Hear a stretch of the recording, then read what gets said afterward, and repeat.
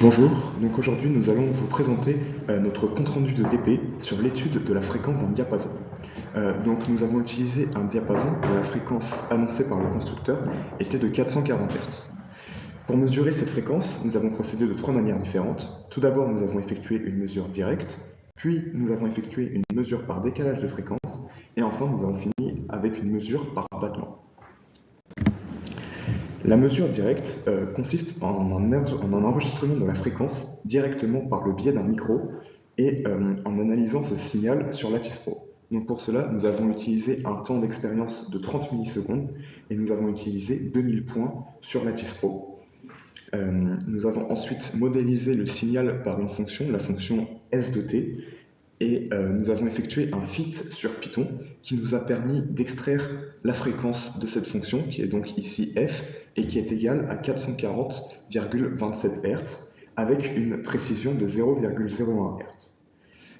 Nous notons donc un petit décalage avec la fréquence annoncée de 0,27 Hz, mais ce qui reste toujours très cohérent par rapport à ce que nous devions trouver.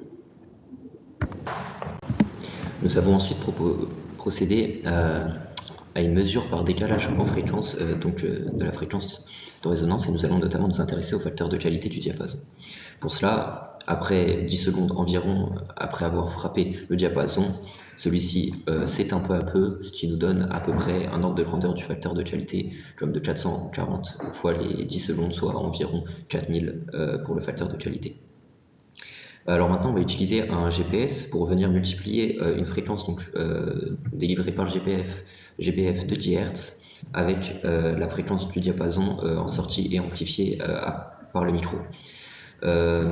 Cette multiplication des deux signaux nous donne une fréquence à 10 Hz et une autre à 870. Pour pouvoir étudier uniquement la fréquence à 10 Hz, on va couper ici à environ 32 Hz grâce à un circuit passe-bas. Résistance plus capacité avec les valeurs données ci-contre de 5 kΩ pour la résistance et de 1 microfarad pour le condensateur. Alors les paramètres d'acquisition que l'on a utilisés ici sont donc pour une durée d'acquisition de 1 seconde, une fréquence d'échantillonnage de 100 Hz, c'est-à-dire pour 1000 points. Après avoir réalisé l'acquisition sur une durée de 30 secondes, nous avons tracé en fréquence le graphe de l'amplitude par transformé de Fourier du signal que nous avons obtenu.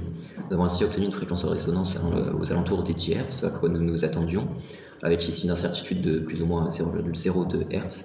Et ainsi, on peut en déduire le facteur de qualité comme le rapport de la fréquence de résonance sur la bande de fréquence passante de l'amplitude ici. Donc on obtient ici 100, plus ou moins environ 4000. Alors ça reste cohérent avec le fait que Q devrait valoir environ les 4000, d'où cette incertitude grande, et notamment dû au fait aussi de la faible fréquence d'échantillonnage et du nombre de points trop peu suffisant pour réaliser cette mesure. La troisième méthode pour mesurer la fréquence du diapason consiste en une mesure par battement, c'est-à-dire qu'on étudie la superposition des signaux émis par deux diapasons de fréquences proches. Donc on a réalisé cette acquisition sur Lattice Pro. Avec cela, on peut obtenir le graphe que vous voyez juste ici. Donc grâce à ce graphe, on peut mesurer deux périodes différentes, la période de l'enveloppe et la période du signal en lui-même.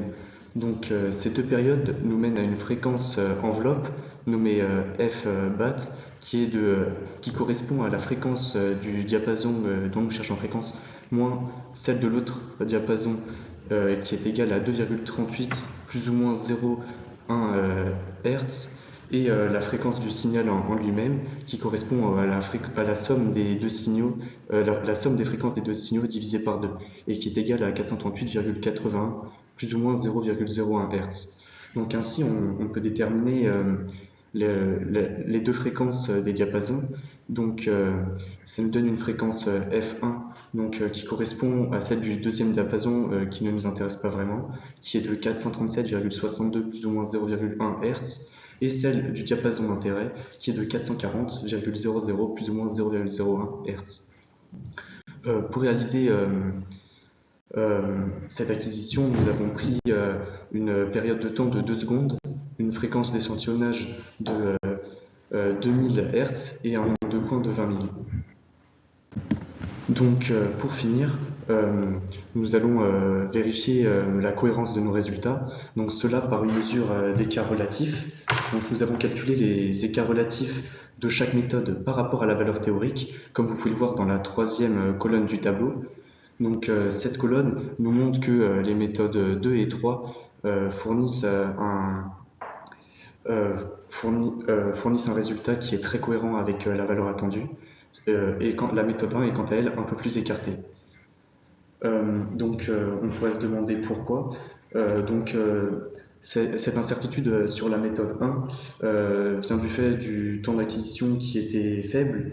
On peut aussi penser au bruit des autres diapasons dans la salle et aussi à la difficulté de faire un fit parfait.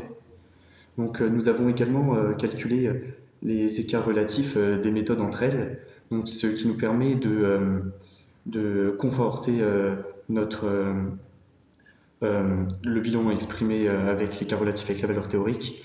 En effet, l'écart relatif entre les valeurs 2 et 3 sont de 0, donc ce qui montre que ces valeurs sont parfaitement cohérentes entre elles. Quant aux écarts relatifs avec la méthode 1, ils sont un peu plus écartés, ce qui vient, comme nous l'avons dit, des incertitudes sur la mesure.